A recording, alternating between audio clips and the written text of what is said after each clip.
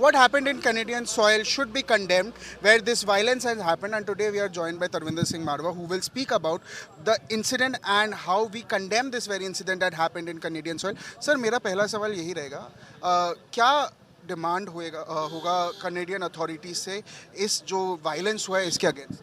देखो, मैं दिल्ली सिख गुरुद्वारा प्रबंधक कमेटी की तरफ से एज ए एग्जीक्यूटिव मेंबर और केंद्रीय Guru Singh Sabha as a president आज हमने विशाल प्रदर्शन किया है। आपने देखा ही है कि हजारों के साथ जो सिख समाज के लोग यहाँ पर इकट्ठे हुए हैं कि एक मैसेज उनको देना चाहते हैं जो वहाँ की कनाडा की सरकार है कि जिन लोगों ने अलगाववादियों ने आईएसआई ने जिन लोगों ने ये संतुलित किया है उनके खिलाफ कार्रवाई की जाए। कोई भी सिख ऐसा काम नहीं करेगा, क्योंकि हमारे गुरु तेग बहादुर जी ने जो हमारे 9 गुरु थे उन्होंने इसीलिए तो धर्म की रक्षा के लिए, दूसरों के धर्म की रक्षा के लिए तो कुर्बानी दी है, तो हम उस कुर्बानी को भूल सकते हैं? हिंदू सिख एकता एक है। मैं एज इसको कंडेम करता हूँ, दोबारा कंडेम करता हूँ और सरकार को अपील करता हूँ कि आप उनको कड़ी से कड़ी दंड दें। वो जो सोच रहे हैं आईएसआई सोच रहे हैं वो बाज आ जाएं, वो हिंदुस्तान में फूट डलवाना चाहते हैं, बाहरले मुल्कों में फूट डलवाना चाहते हैं। ये उनकी षड्यंत्र कामयाब नहीं होगा। उनको मैं चेतावनी देता हूँ कि बाज आए। सरकार को अपील करता हूँ कि आप उन पर जल्द से जल्द सख्ती कार्रवाई की जाए। सर, अगर हम ट्रूडो की बात करें, उनके फादर का भी एक हिस्ट्री रहा था जब वो एयर इंडिया का निष्का बॉम्बिंग हुआ था, और अभी भी ट्रूडो कुछ बोल नहीं रहे हैं, वो इस मामले में चुप है और उन्होंने भी स्टार्टिंग से अब तक ज़्यादा कुछ बोला भी नहीं है। और समवेयर डाउन द लाइन हमने देखा है कि वो के एलिमेंट्स को फेवर करते हैं, तो उस पर आपका क्या कहना है? नहीं, आज उन्होंने एक स्टेटमेंट दी, आपने सुबह पढ़ी है कि मेरे मुल्क में खालिस्तान आतंकवादी है। हाँ, आतंकवादी है, उन्होंने मुँह से बोला है।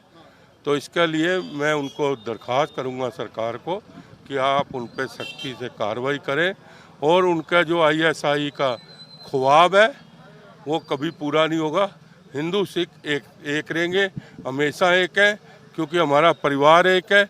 हम मंदिरों में भी जाके मत्था टेकते हैं, वैष्णो देवी भी हमारे सिख बंधु मत्था टेकने जाते हैं, हरिद्वार भी दर्शन करने जाते हैं, गुरु नानक देव जी भी हरिद्वार में दर्शन करके आए हैं, गुरु अमरदास जी भी करके आए हैं, क्योंकि हमारा आपस में बहुत ज़्यादा प्यार है।